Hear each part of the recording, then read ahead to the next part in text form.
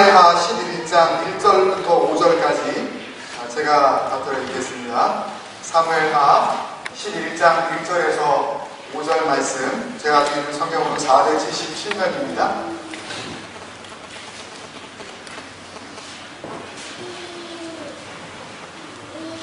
네, 11장 1절에서부터 5절 말씀 제가 봉독하겠습니다.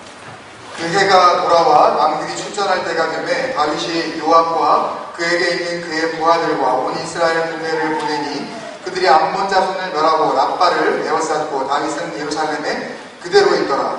저녁 때에 다윗이 침상에서 일어나 왕궁 옥상에서 거닐다가 그곳에서 보니 한 여인이 목욕을 하는데 심히 아름다워 보이는지라. 다윗이 사람을 보내 그 여인을 알아보게 하였더니 그가 아뢰되 그는 엘리암의 딸이요 햇사람 우리아의 아내 밧세바가 아니니까 하니 다윗이 전령을 보내어 그 여자를 자기에게로 데려오게 하고 그 여자가 그 부정함을 깨끗하게 하였으므로 더불어 동침하매 그 여자가 자기 집으로 돌아가니라. 그 여인이 임신하매 사람을 보내 다윗에게 말하여 이르되 내가 임신하였나이다 하니라. 아멘. 우리 이제 마음 생명의 근원 이 주제를 가지고 네 번째 시간입니다. 우리 주제 말씀 기억하시고 있죠? 한번 다 같이 한번 다 외우시죠 이제? 그죠? 먼저 로마서 10장 10절부터 먼저 한번 해볼까요? 시작. 사람이 마음으로 믿어 이에 이르고 입으로 시인하여 구원에 이르리라. 네, 아멘. 네, 거의 다 외우셨네요. 거의. 여기서 거의입니다. 네, 다 합니다. 그 다음에 잠언 4장 23절. 네, 무릇 그걸로 하지 말고 우리 개역개정 성경 모든 그걸로 시작. 모든 지킬 만한 것 중에 더욱 내 마음을 지키라. 생명의 근원이 위에서 나누리라. 아멘. 오늘 이 주시는 본문 말씀과 우리가 암송하고 있는 로마서 말씀 그리고 잠언 말씀, 이 말씀이 언제나 내 삶을 비춰주시고 내 인생 변화시켜 주옵소서. 그런 마음으로 주의 말씀 내 인생에 비칩니다. 우리 한번 다 같이 한번 해볼까요? 마음을 모아서 시작. 주의 말씀은 내 인생에 비칩니다. 주의 말씀은 내 삶을 변화시킵니다. 주께서 말씀하신 대로 나는 하나님의 사랑받는 자녀입니다. 나는 축복의 통로입니다. 오늘도 주의 말씀에 마음의 문을 엽니다. 나에게 말씀하여 주옵소서. 듣고 깨닫고 말씀대로 살겠습니다. 아멘. 주님 말씀 주셔서 감사합니다. 말씀 주신 것이 감사합니다. 정말 다른 것보다도 말씀이 있다는 것, 이것이 얼마나 우리에게 복된 은혜인지 모릅니다. 지난주에 우리가 예레미야서 17장 5절에서부터 9절의 말씀을 통해서 나눈 그 내용이 하나님께서 우리의 마음을 보실 때 참으로 우리의 마음의 상태가 어떤가, 그 마음이 어떻게 변화되어져서 어떻게 되어졌는가 하는 그런 분명한 상태를 지적해 주시고 고발해 주시는 그런 내용으로서 사람의 마음이 점차 시간을 두고 썩어져 가는, 처음에는 안 그랬는데 가면 갈수록 더럽혀져 가는, 그래서 그 오염된 그 마음이 점점 부패해지는 그 상태를 점진적인 그 더럽혀짐, 시간을 두고 변해가는 그 부패의 상황을 말씀해 주셨다면, 오늘 본문 말씀이 사무엘하 11장 본문 말씀을 통해서는 잘 믿던 사람이 순간적으로 그 마음 가운데 오는 잠깐의 그 탐욕과 교만으로 인해서 하나님 앞에서 범죄하게 되어지는 그런 상황을 통하여 우리에게 주시는 영적인 교훈이 있기에 이 말씀을 통해서 마음, 이 생명에 근원되어지는 우리의 이 마음, 이것을 우리가 어떻게 또 지킬 것인가. 그렇게 시간을 두고 변해가는 내 마음 말고 갑자기 순간적으로 나를 유혹하는 그 죄악 앞에 내가 어떻게 대처할 것인가. 이런 이야기를 같이 나누고자 합니다. 오늘 귀한 찬양 인도해 주셨는데요. 미국까지 멀리 다녀오시고 시차도 뭐 굉장히 나는 것으로 제가 알고 있는데 뭐 예를 들어서 지금 낮이면 거기 뭐 밤이고 뭐 여기가 밤이면 거기 뭐 대낮이고 그래서 막 혼돈스럽고 도착하신 지 아직 채 일주일이 채 안 되기 때문에 찬양 인도하신 주변 목사님께서 몸도 별로 안 좋으시고 또 돌아오셔서 많이 바쁘셨고 한 가운데서도 깊은 그런 하나님과의 친밀함, 그 영성을 가지시고 귀한 찬양 불러주셨는데 그 찬양 속에서 특히 제 가슴을 때리는 것은 맨 마지막에 함께 여호와의 6월절이라는 이 제목의 찬양인데요. 잠시 한번 그 가사 한번 더 띄워봐 주실래요? 지극히 높은 주님의 나 지성소로 들어갑니다. 주님께서 이미 십자가 그 능력으로 하나님과 우리 사이에 막혔었던 도저히 우리가 주님 앞에 다가갈 수 없었던 그 장벽을 허물어 주심으로 예수 그리스도 이름으로 우리는 얼마든지 담대하게 하나님 앞에 나아갈 수가 있거든요. 그래서 우리는 전에는 구약시대에는 꼭 제사장과 대제사장에 대행하는 그 예배로 하나님께 나아가고 또 그들이 들은 이야기를 간접적으로 전해듣는 그런 입장에 밖에 설 수 없었지만 이제는 우리가 예수 그리스도로 직접 하나님을 대면하여 볼 수 있는 그런 영광스러운 자격들을 우리는 다 얻은 사람들이라는 말이죠. 아멘? 예. 그래서 우리가 지성소로 지금 들어온 겁니다. 이미. 여기가 성전이라서 꼭 우리가 금요일날 같이 공부했었던 여기가 뭐 특별한 장소이기 때문에 나는 그런 의미가 아니라 공동체가 함께 모여 하나님의 그 임재하심 앞에 더욱 본격적으로 들어가는 이 예배를 통해서 우리는 하나님의 지성소, 하나님께서 현현하시고 나타나시고 임재하시고 우리에게 함께 하시는 그 장소, 그 시간에 같이 지금 누리고 있다는 거죠. 그래서 이 시간이 복된 겁니다. 이 시간이 특별히 따로 떼어나서 이 시간만 거룩하고 나머지 시간은 덜 거룩하다는 의미가 아니라 그렇게 한 주간 동안 하나님만 바라보면서 살아가던 믿음의 동지들이 같은 장소에 모여서 너도 그렇게 일주일 동안 살아갔니? 나도 그렇게 일주일 동안 살아갔어. 너도 힘들었지? 나도 힘들었어. 근데 말씀 붙잡고 이렇게 견뎌서 여기까지 와서 역시 주님 앞에 내가 주님을 사모하면서 내가 이 자리에 올 수 있어서 말 한마디 않더라도 눈과 눈으로 마주보면서 그런 대화를 나누시죠?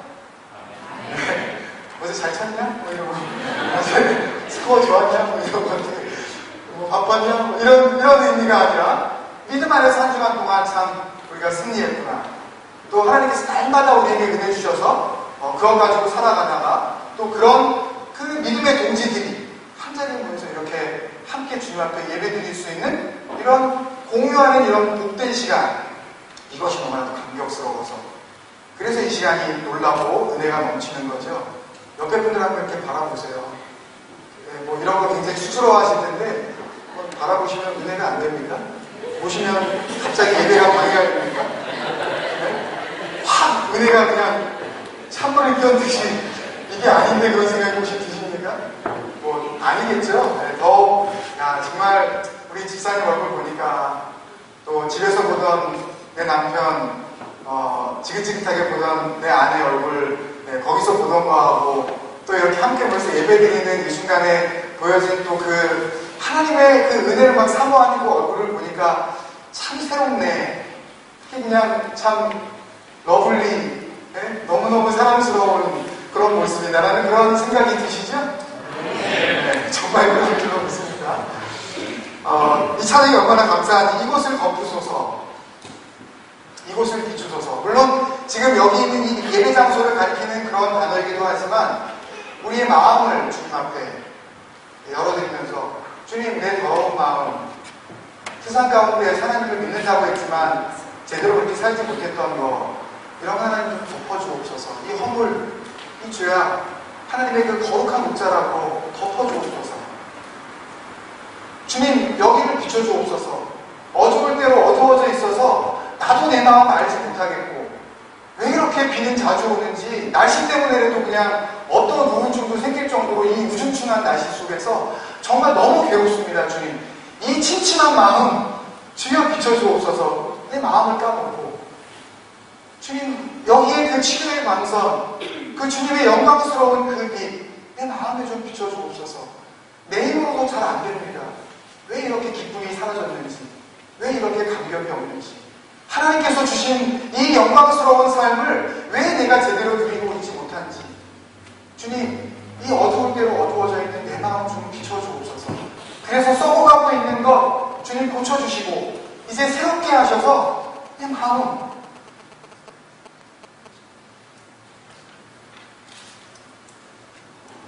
주님 앞에서 회복시켜 주옵소서. 여러분 마음을 열어주셔야 돼요. 열지 않고 어떻게 빛이 들어가겠습니까?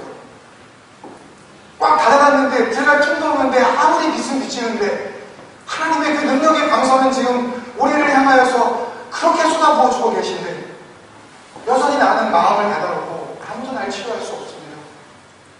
아무도 내 이 썩어가는 마음, 이 부패해진 대로 부패해진 마음 아무도 손댈 수가 없습니다.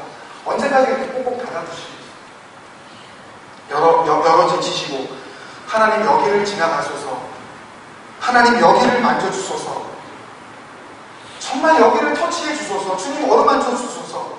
내 모난 마음 좋은 것도 좋게 보지 않고 나쁜 건 더 나쁘게 보고 그냥 이해할 수 있는 것인데 불구하고 끝까지 물고 늘어져서 말꼬리 잡고 참 모날 때는 모난 이 마음 주님 여기 좀 지나가 주옵소서. 도대체 왜 내 성품이 이렇게까지 냉정하고 메말라 좀 내정해졌는지 저도 모르겠습니다. 광야 같은 인생 생활을 통해서 그렇게 모날 대로 모난 이 거친 마음 주님 여기 좀 만져주옵소서. 그렇게 주님 앞에 여러분들의 마음을 열어주셔야 돼요. 그래야 역사가 일어납니다. 그래야 여러분들이 하나님께서 기뻐하시는 그 기쁨을 여러분들도 누리실 수가 있으십니다. 하나님께서 성경을 통해서 우리에게 알려주시는 하나님과 우리 사이를 갈라놓는, 그래서 우리가 아무리 기도를 해도 들어주실 수가 없고 또 하나님께서는 우리를 구원하시고 싶어도 구원하실 수 없게 만드는 유일한 방해물이 있습니다. 유일한 방해물이 있어요. 기도해도 안 들어주실래야 들어주실 수가 없고, 하나님이 구원해 주시고 싶어도 그 능력의 하나님이 못하실 것이 아무것도 없는 그 하나님이 하실 수 없는 게 있어요. 아니 능력이 많으신 그 하나님, 전능하신 그 하나님, 천지를 말씀으로 지으신 그 하나님이 하실 수 없는 게 있다.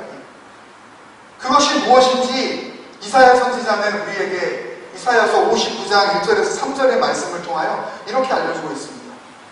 여호와의 손이 짧아 구원치 못하심도 아니요 귀가 둔하여 듣지 못하심도 아니라 오직 너희 죄악이 너희와 하나님의 사이를 갈라놓았고 너희 죄가 그의 얼굴을 가리워서 너희에게서 듣지 않으시게 함이니라. 이는 너희 손이 피해 너희 손가락이 죄악에 더러워졌으며 너희 입술은 거짓을 말하며 너희 혀는 악독을 냅니다. 우리가 열심히 기도를 한다고 해도 응답이 안 되고 꼭 이번 일만큼은 정말 하나님께서 도와주셨으면 좋겠다는 간절한 소원이 있는데, 그리고 이 일이 별로 나쁜 일도 아니고 이게 되면은 하나님도 좋고 나도 좋고 다 좋은데 공동체도 좋고, 근데 왜 계속 더 문제만 생기고 어려워지는지, 하나님의 역사하심을 도무지 체험할 수 없는 이유가 하나님께 있는 것이 아니라 하나님께서 우리를 이 어려운 가운데에서 구원하실 수 없을 만큼 팔이 짧으신 것도 아니고 우리의 기도를 듣지 못하실 정도로 하나님께서 나이가 이제 많이 드셔서 가는기가 먹으신 것이 아니라 이유는 한 가지인데 오직 너희 죄악이 너희와 하나님의 사이를 갈라버려요. 여기 이사야 59장 2절에서 나오는 너희와 하나님의 사이라고 할 때 이 사이라고 하는 이 히브리 단어를 마브딜림이라고 이렇게 기록을 했는데요. 이 마브딜림은 두께가 자그마치 15cm가 되는 아주 특별한 커튼을 의미합니다. 커튼이 두께가 15cm라고 해요. 이것은 언제가 제가 한번 말씀드린 적이 있는데 마태복음 27장 51절 이하에 보면 예수님께서 십자가에 달려 돌아가셨을 때 마지막 숨을 거두시고 난 후에 성소에 있었던 성소와 지성소를 갈라놓는 그 휘장이 위에서부터 아래까지 찢어져서 완전히 두 동강이 나버렸다는 기록이 나오는데요. 바로 그때 그 성소의 휘장, 하나님의 현현하시는 그 지성소와 사람들이 들어와서 하나님 앞에 제사를 드리는 그 성소를 구분하는 하나님의 임재 앞에 아무나 나아갈 수 없도록 가로막고 있었던 그 장벽, 그 거룩한 커튼이 바로 이 두께 15cm의 마부들입니다.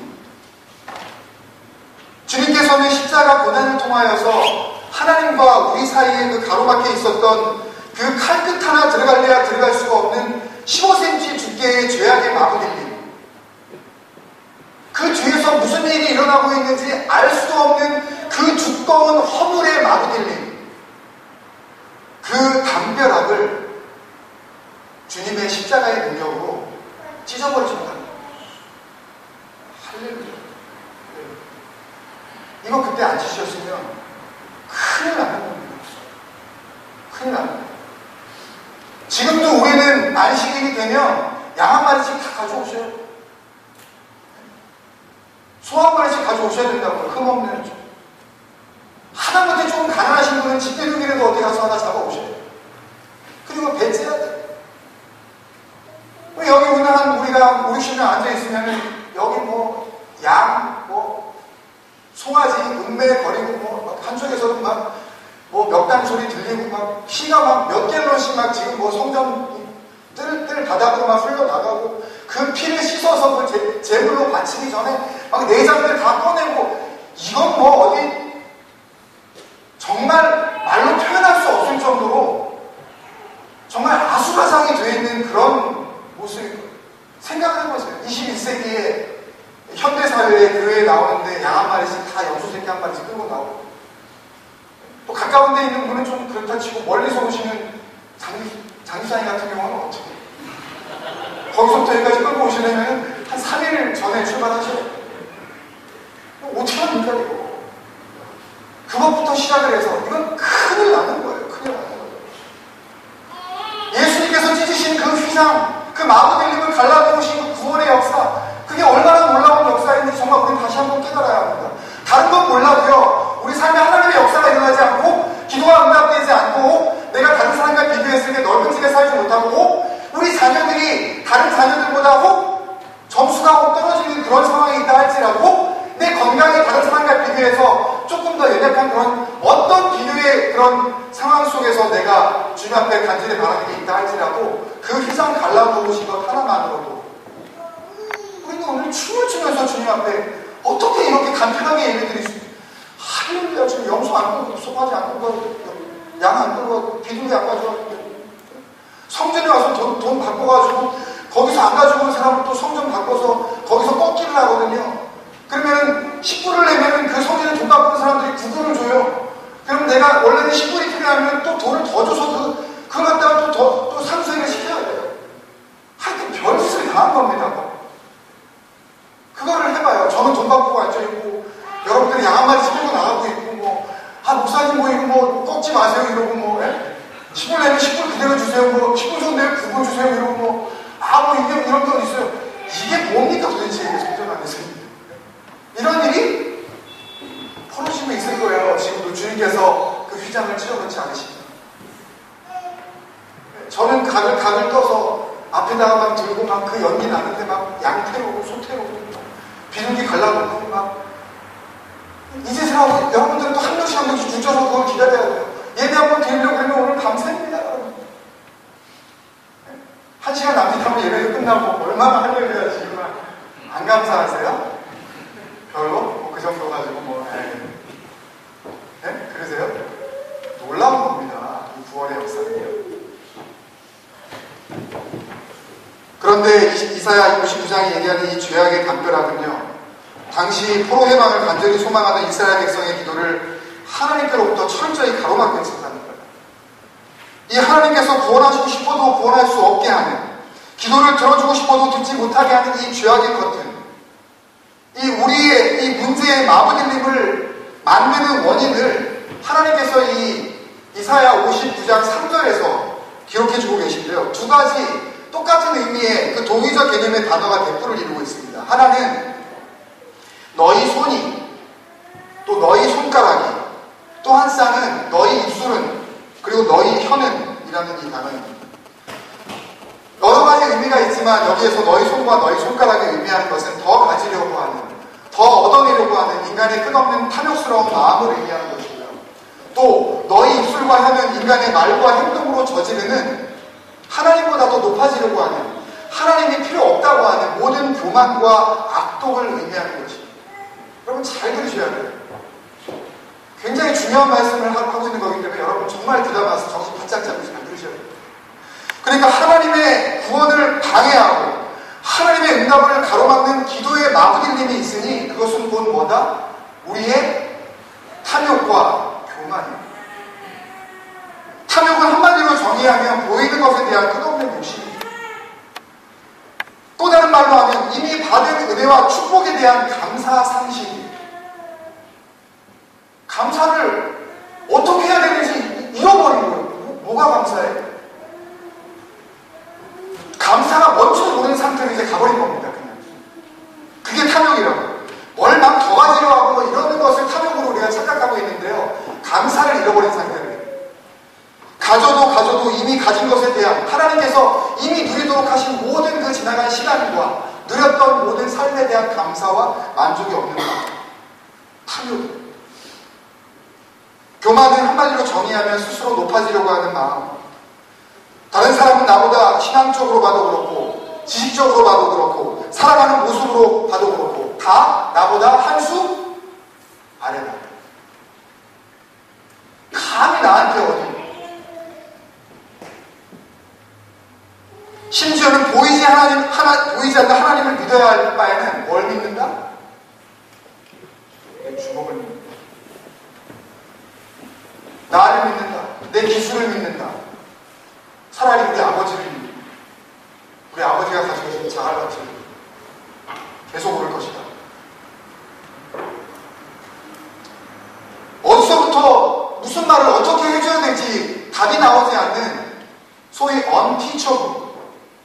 언터처블의 인생. 가르치려야 가르칠 수 없고 가르침을 받으려고 하지도 않고 하나님께서 만져주시려고 하는데도 만질 수가 없는 바로 그 인생, 교만입니다. 이 탐욕과 교만이 늘상 어떤 한 사람의 삶 전체를 장악하고 있는 경우에는 오히려 식별이 쉽습니다. 아예 그렇게 명백하게 살아나고 있는 사람은 구별이 좀 쉽다고. 그래도 된다는 것이 아니라 이 사람은 이런 사람이구나. 하나님을 믿는다고 하지만 여전히 옛사람의 옷을 벗어버리지 못한 상태구나 라고 우리가 쉽게 알 수가 있어서 그 사람을 위해서 우리가 특별히 기도해 줄 수도 있고 또 그 주위에 있는 사람들에게는 하나님의 말씀으로 또 주님의 사랑으로 이렇게 건네내 줄 수도 있어서 이미 밝히 드러난 그 사람의 탐욕스럽고 교만한 모습 때문에 상처받을 만한 일이 벌어지더라도 그 사람은 원래 그런 사람이려니 그러려니 하고 넘어가거나 미연에 조심할 수가 있다는 얘기죠. 무슨 말씀인지 아시겠습니까? 미연에 조심할 수가 있어요. 그 사람이 이렇게 드러난 사람. 더 큰 문제는 잘 믿는 것 같고 누가 봐도 정말 믿음이 좋고 뜨거움도 있고 분명히 하나님을 경외하는 사람이 맞는데 분명히 맞아요. 하나님을 잘 믿고 있어요. 근데 순간적으로 그 사람에게 엄습하는 탐욕과 교만의 유혹, 특히 모든 것이 너무나도 잘 돼가고 기도하면 하는 대로 척척 이루어지고 모두가 저 사람은 정말 그리스도인이야 할 정도로 인정받은 사람에게 아무도 모르는 사이에 그 사람만 알고 있는 그 순간에 갑자기 다가온 탐욕과 교만의 그림자. 그래서 그 사람의 마음을 사로잡아 버리게 돼서 그 사람이 거기에 붙잡혀지는 그런 상태. 이게 정말 큰 문제입니다. 왜냐하면 아무도 모르기 때문에. 오늘 본문의 말씀은 바로 그런 이야기입니다. 여러분. 모두에게 인정받은 믿음의 사람입니다. 15살 약관의 나이에 양치는 막내 아들에서 한번 이런 말씀 나눈 적이 있죠. 참 하찮은 그런 존재로 불렸었던 이 막내, 마지막 말제 아들이라는 뜻의 단어 하카탄이라는 단어를 여러분 혹시 기억하실지 모르겠습니다. 제가 설교를 통해서 말씀드린 적은 정말 보잘것없는 집안에서 쓸모없는 그런 존재. 그랬던 이 다윗이 이스라엘의 차기 왕으로 기름 부음을 받았지만 15년 동안이나 자기를 까닭없이 쫓아다니는, 자기를 죽이려고 하는 천적과도 같은 이 장인어른 그 사무왕의 그 쫓김에서 이제 벗어나게 됩니다. 그 자기의 첩적인 사울도 죽어버렸습니다. 그리고 나서는 싸우는 전쟁마다 승승장구하는 거예요. 이스라엘 12지파가 모두 인정하고 존경하는 그런 왕이 되었습니다. 나라는 점점 부강해져서 주위에 있는 블레셋, 암몬, 아람 족속들이 다윗 앞에 꼼짝을 못합니다. 아주 최고의 그 태평성들을 부강하고 있는 거예요. 얼마나 하나님께서 이렇게 다윗을 사랑하시고 또 역사해 주시는지 사무엘하 7장 8장에 보면 이런 말이 계속해서 나옵니다. 다윗을 향하여서 하나님께서 이렇게 말씀하세요. 네가 어디를 가든지 내가 너와 함께 하리라. 이거 정말 놀라운 그런 축복 아닙니까? 네가 어디를 가든지 내가 함께 하리라. 8장에서는 연속해서 다윗이 어디를 가든지 여호와께서 이기게 하시리라. 함께 하시는 정도가 아니라 그 결과가 승리라고. 이러면 다 끝난 거 아닙니까? 그죠? 하나님이 함께 하시고 승리를 주시고 끝난 건데, 한마디로 다윗의 생애는 하나님 앞에 이렇게 형통하는 삶을 살아가고 있는 건데요. BC 2000년대경에 우리가 새벽기도에 한참 이제 지나가고 있는 이 복의 근원, 믿음의 조상 아브라함 이후에 거의 1000년 만에 10세기 만에 나온 믿음의 사람입니다. 하나님께서 내 마음에 정말 합한 사람이라고 칭찬했었던 그 한 사람, 다윗이에요. 위대한 신앙인입니다. 그에게 위기가 찾아옵니다. 그 위기는 다른 사람 때문에 일어난 것도 아니고 누가 준 위기도 아니고 스스로가 자초한 다윗 인생의 일생일대의 최대 위기였습니다. 그 엄청난 사건을 오늘 이 사무엘하 기자는 너무나도 한가하고 너무나도 여유로운 필체로 우리에게 알려주고 있습니다. 그것은 그렇게 다윗이 느끼지 못할 정도로 너무너무 자연스럽게 다윗의 마음을 엄습한 것입니다. 오늘 본문 말씀을 이해하기 쉽게 앞부분을 조금 말씀을 드리면 내용은 이렇습니다. 팔레스타인 지방의 겨울은 비가 많이 오는 우기이기 때문에 전쟁을 하기에도 여러 가지 문제가 있어서 찬바람이 불어오기 시작하면 하던 전쟁도, 이기고 있던 전쟁도 일단 내려놓고 자기 나라로 돌아갑니다. 지금 이스라엘 군대는 작년 겨울 암몬 족속과 전투를 하다가 전쟁을 채 마무리하지 못하고 일단 겨울이 와서 일단 회군을 한 후에 이제 봄이 와서 그 전쟁을 마무리하기 위해서 이제 비가 그치고 날씨가 따뜻해지기 시작한 이제 어느 봄날이 되자 춘정식을 거행하는 겁니다. 본문 1절이 증거해 주듯이 이 전쟁은 언제든지 왕이 선봉장이 되어지는 싸움이었습니다. 다윗은 왕이 되기 전에도 그랬지만 왕이 된 후에도 언제나 전쟁을 하게 되면 선봉장이 되어져서 싸움에 앞서 나갔었던 그런 용맹한 장수였었습니다. 그런데 어쩐 일인지 그 해에는 봄이 오고 지금 춘정식을 하고 있는데 군대장관 요압과 그 부하들과 온 이스라엘 군대들을 다 내보내면서 자기 자신은 호화로운 예루살렘의 자기 왕궁에 남아있는 겁니다. 문제는 여기서부터 시작이 되었습니다. 싸워야 할 때 싸우지 않는 겁니다. 그리고 어느 날 다윗이 잠자리에서 일어났는데 그때가 이미 해가 저물어가는 저녁때가 돼버린 것입니다. 시편 57편에서 다윗은 자기 자신이 하나님을 향한 마음을 이렇게 고백했습니다. 하나님이여, 내 마음이 확정되었고 내 마음이 확정되었사오니 내가 찬송하리이다. 내 영광아 깰지어다. 비파야 수금아 깰지어다. 내가 새벽을 깨우리로다. 자기가 먼저 일어나서 새벽을 깨우겠대요. 새벽이 나를 깨우는 게 아니라 그 정도로 새벽에 일어나는 사람이었어요. 하나님 앞에서 그렇게 부지런하게 하나님을 섬기던 사람이었어요. 근데 언제 일어났다고요? 잠자리에서 일어났는데 그때가 원 이브닝, 어느 저녁날 게으를 대로 게을러져 버립니다. 나태해질 대로 나태해져 버립니다. 자고 싶은 대로 푹 자버리는 거예요. 쉬고 싶은 대로 자기 멋대로 쉬어버리는 거예요. 하고 싶은 대로 자기 입맛대로 지금 살아가고 있는 것입니다. 그리고 자신의 부하들 목숨을 걸고 전장에 나가서 싸우고 있는 마당에 오히려 그들을 위하여서 간절히 중보하고 금식하면서 이럴 때야말로 정말 기도하면서 그렇게 근신하고 있어야 할 다윗이 무슨 마음에선지 운동장만큼이나 그 왕궁의 지붕 위로 올라갑니다. 당시에 이스라엘의 그 풍습상 원래 지붕 위에 아무 데나 올라가면 안 됩니다. 일하기 위해서 혹은 특별한 사유가 아니면 지붕 위에 올라가게 되면 지붕 위에 올라갔을 때 다른 사람의 집들이 보이기 때문에 다른 사람 집들에서는 개인적인 일들이 벌어질 수 있어. 특히 그 당시에 고대 근동 지방의 여인들이 목욕을 할 때 앞들 앞에 나와서 목욕하는 풍습이 있었기 때문에 특별히 지붕 위에 올라가는 것은 굉장히 조심스러운 그런 풍습이었습니다.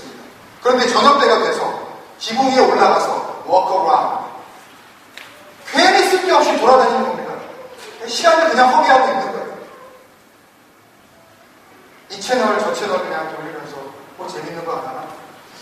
오늘 영화 재밌는 거 뭐 비디오도 다 봤고 드라마도 다 끝났고 뭐 재밌는 거 없나? 쓸데없이 시간을 보내는 거예요. 하나님의 사람이 기도해야 되는데 그런 데다 시간 다 보내고 늦게까지 이렇게 보니까 피곤하죠. 낮에 이렇게 피곤했는데 저녁에 그거 보면서 또 빨리 안 주무시면 더 피곤해요. 쉬는 게 아니라 더 피곤해지는 거죠. 몸이. 진정한 안식이 되어지지 않는 거죠. 그런 식으로 해요.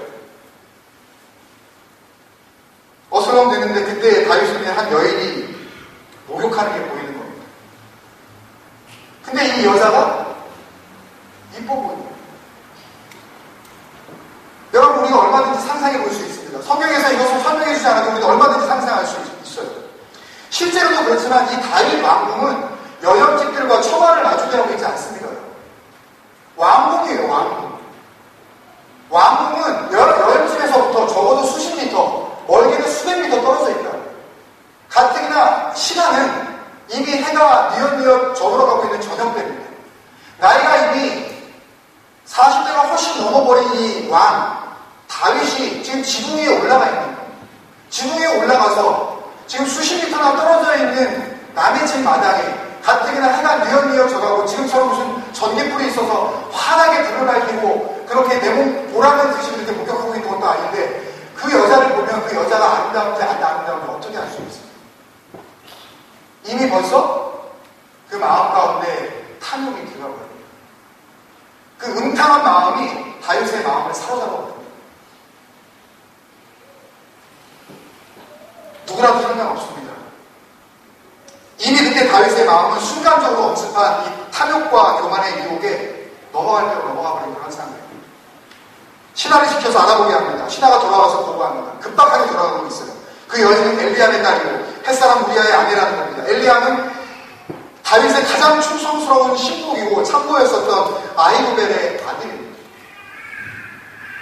또 우리아는 이방인이었지만 이스라엘 백성 중에 한 사람으로 살아가는 이스라엘 군대의 지휘관으로서 지금 다윗 자신을 위하여서 암몬과의 전쟁에 나가 목숨을 걸고 싸우고 있는 충신이었었습니다.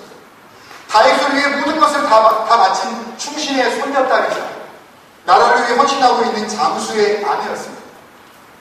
그러면 이 사실을 알게 됐을 때 정상적인 상황이라면 어떻게 해야 되죠? 그 마음 가운데 음탕스러운 마음이 들었다 할지라도 난 또 누구라고? 됐어. 큰 실수할 뻔했네 내가. 옆에서 내가 진짜 할 뻔했지 내가. 아니야. 됐어. 하나님 앞에 회개하지 않겠습니까? 순간이라도 그런 마음 먹었던 거예요. 주님, 참 제가 이렇게 제 마음이 부패했습니다. 잠깐 주님 앞에서 다른 마음 먹었습니다. 이렇게 회개하지 않겠어요, 여러분? 정상적인 상황입니다. 근데 뻐젓이 유부녀인 걸 알았습니다. 가뜩이나 자기 충신의 소녀딸이라는 것을 알았어요. 근데도 불구하고 데려오라고. 그 다음에 일어나는 일은 다윗이 원하는 대로 일사천리로 이루어졌습니다.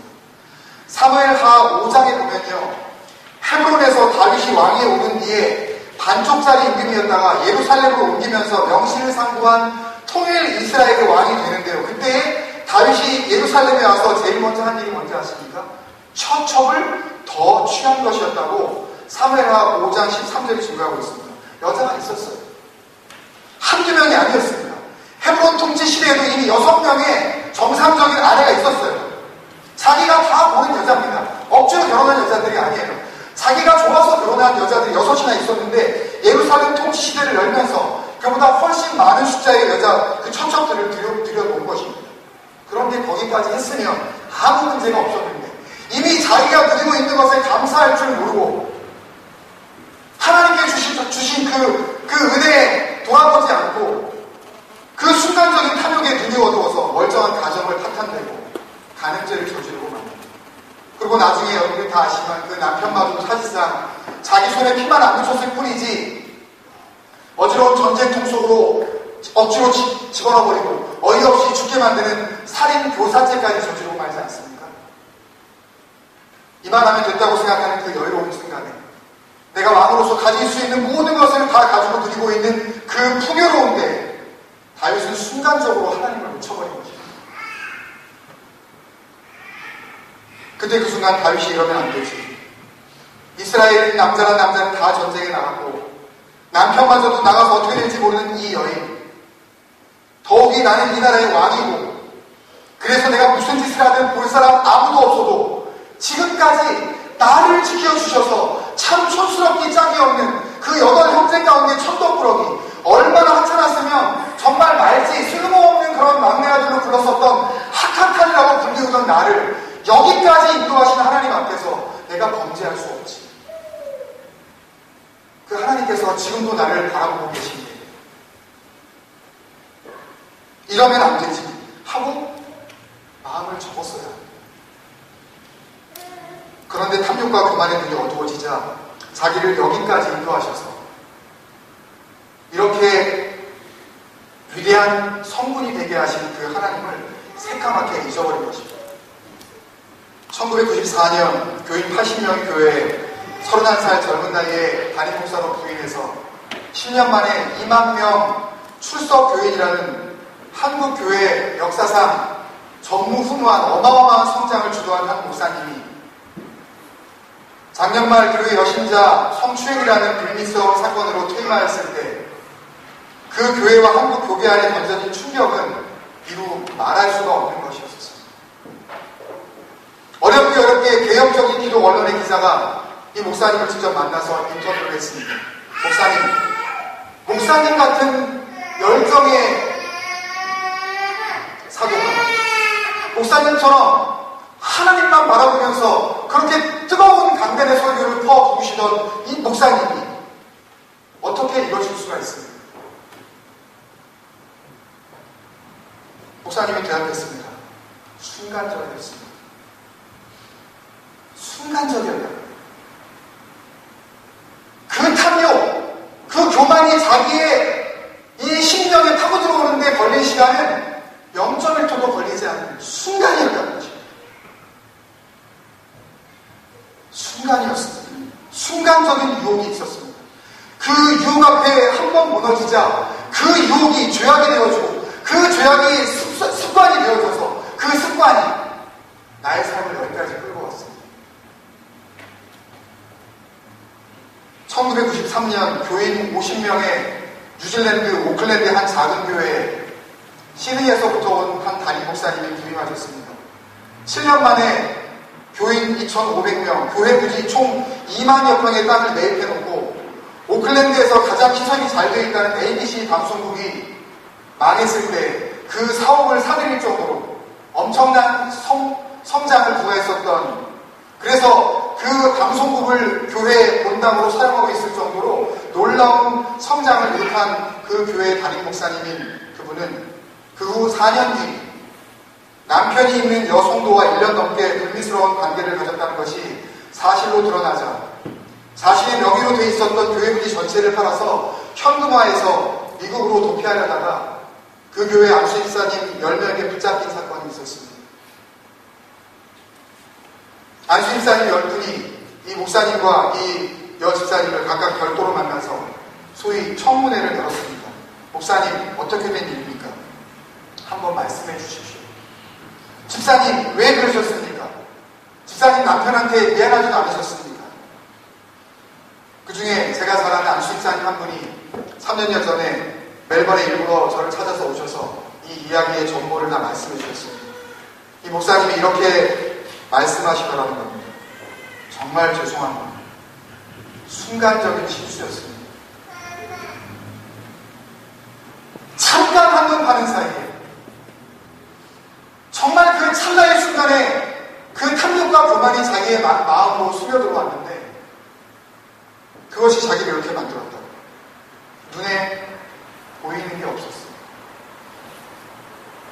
2,000명이 넘는 하나님의 백성을 섬기고 가르쳐야 하는 목회자의 눈에 보이는 게 없었다는 거예요. 자기 아내도 보이지 않고 그분의 남편도 보이지 않고 심지어 자기를 주의 종으로 불러서 목사의 길을 가게 하신 하나님도 그 순간에 보이지 않다는 거죠. 이 외에도 이런 예를 얼마든지 우리가 찾을 수가 있습니다. 이런 목사님들을 향하여 우리가 성토합니다. 교회가 썩었다고, 믿을 만한 목회자 한 사람도 없다고 욕할 수 있습니다. 그렇지만 정말 하나님 앞에서 이런 사실에 우리가 다시 한번 주 앞에 돌이켜야 할 것은, 나 자신은 하나님 앞에서 이런 순간적인 탐욕과 유혹에 휩쓸리지 않고 있다. 나는 정말 이 사람들을 개탄하고 이 사람들을 정죄하며 이 사람들을 판단할 수 있는 자격이 있는가?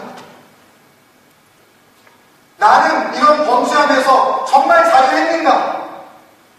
교회가 썩었다고, 목회자가 다 썩었다고 말할 수 있는 자격이 나에게는 있는가? 여러분들 스스로에게 한번 질문해 보십시오. 나는 주님 앞에 정직하게 살아왔나? 그런 순간적인 유혹 앞에 나는 하나님을 바라보면서 지금도 어미하신 불꽃 같은 눈동자로 나를 바라보시는 하나님, 그 하나님 앞에서 내가 이럴 수가 없지 라고 하는 그 순전한 마음을 여러분들이 지켜오셨는지 돌아보는 기회가 됐으면 좋겠습니다. 이런 하나님의 범죄 앞에 참으로 위대한 것은 시편 56편 10편에 다윗이 이렇게 고백하면서 주님 앞에 회복합니다.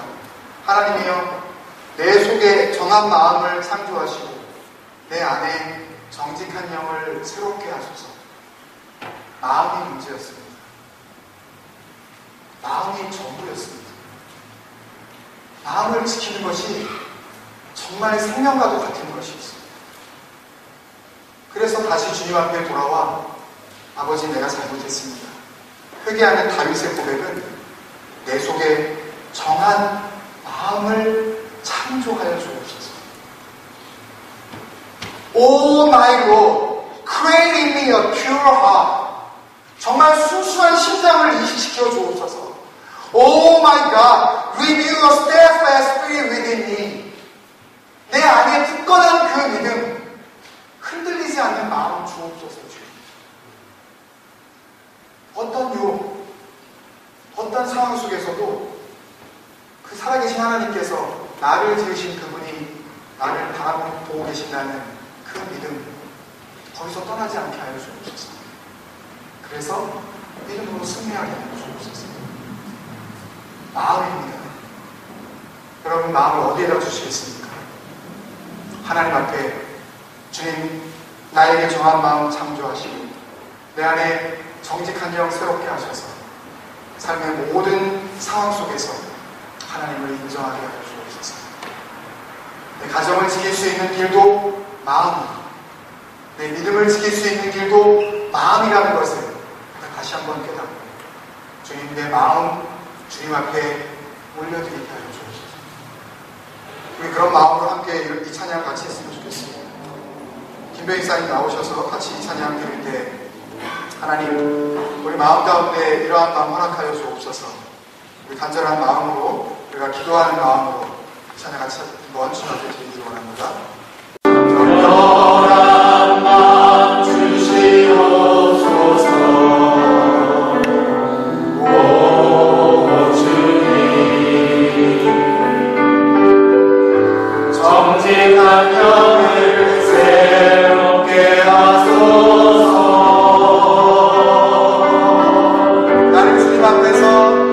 나를 주님 앞에서 멀리 가지 마시고 주의 성령을 거두지 마옵소서.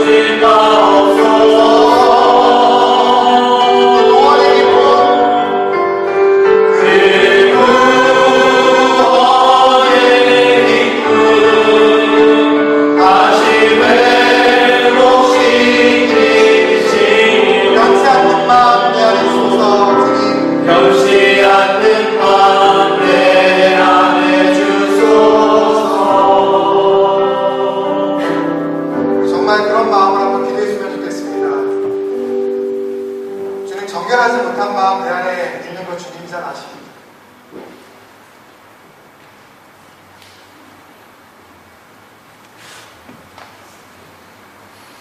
주님, 정직하지 못한 영 내 안에 있는 것, 너무나도 거짓되고 그렇게 이중적인 위선적인 것 내 안에 여전히 있는 것 주님이 누구보다 잘 아십니다.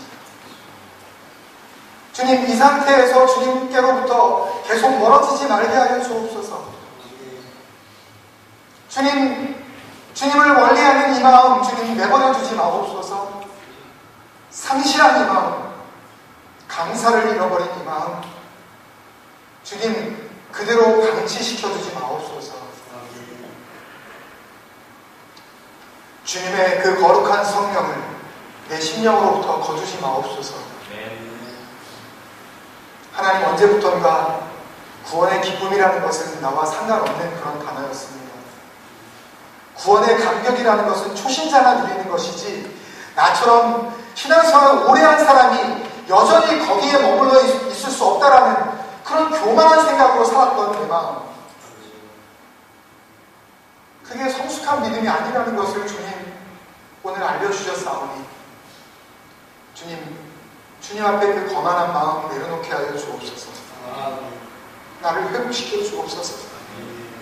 변치 않는 하나님을 향한 그 첫사랑 주님 나에게 주옵소서. 우리 같이 기도하기를 원합니다. 여러분 입술을 열어서 고백하십시오. 여러분 마음을 여러분들이 누구보다 잘 아십니다. 그 마음을 주님 앞에 열어서 주님 앞에 간구하시길 바랍니다. 주님, 나에게 정결한 마음을 주시옵소서. 정직하지 못했었던 나의 심령 주님 새롭게 하여 주옵소서. 주님 앞에서 내가 버림받지 말게 하여 주옵소서. 감격하고 감탄하며 감사했어야 하는데 하나님 주신 그 은혜를 돌아보지 아니하고 받지 못한 것만 내가 계산하면서 그렇게 교만할 대로 교만한 삶을 살았습니다. 주님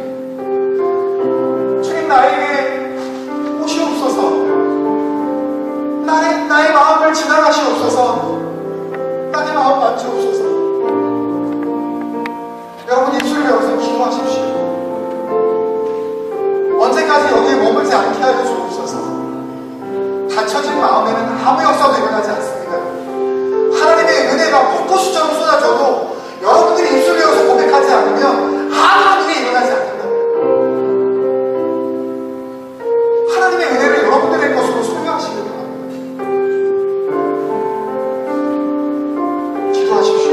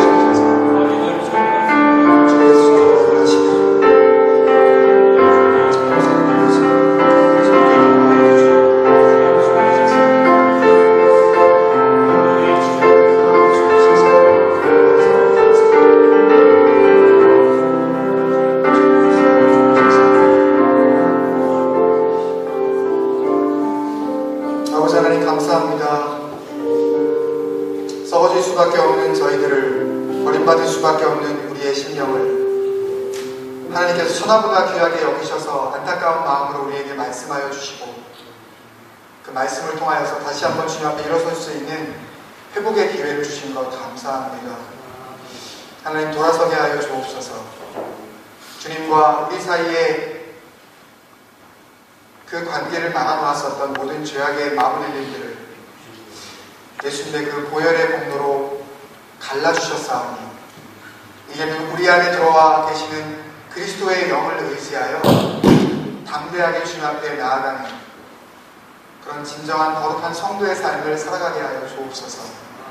순간적으로 우리의 심장과 폐부를 꿰뚫고 들어오는 사탄의 유혹 앞에 더 이상 당하지 말게 하여 주시옵시고, 아버지 하나님, 나의 마음 가운데 정결한 마음 허락하여 주옵소서. 나의 심령에 정직한 영을 새롭게 하여 주옵소서. 그런 간절한 기도가 주님 앞에 상달되어지므로 주님께서 역사하시는 능력 있는 삶을 우리의 마음으로부터 살게 하여 주옵소서.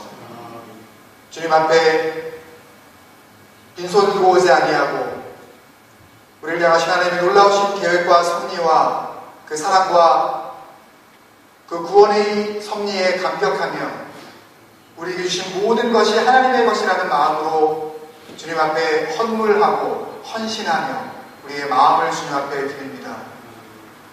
하나님의 보좌를 향하여 바치어지는 귀한 헌물과 정성이 되게 하여 주시옵시고,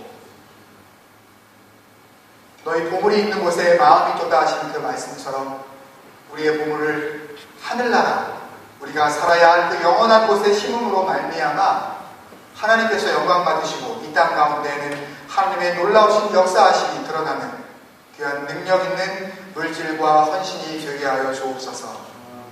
주님께서 이 땅에 오실 때까지, 주님 앞에 부르심을 받을 때까지 우리의 삶 가운데 예수 믿는 자로서 궁핍하지 않게 하여 주시옵시고, 필요를 채우시고 있어야 할 것들을 공급하시는 하나님의 풍성하신 은혜가 성도들의 삶 가운데 나타나게 하여 주옵소서.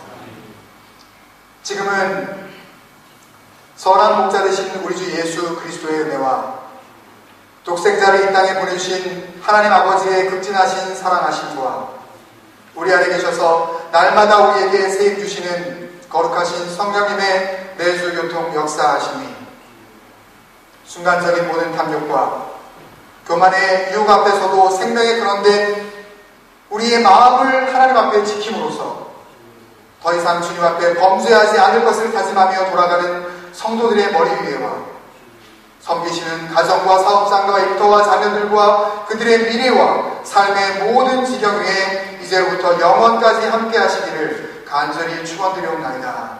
아멘.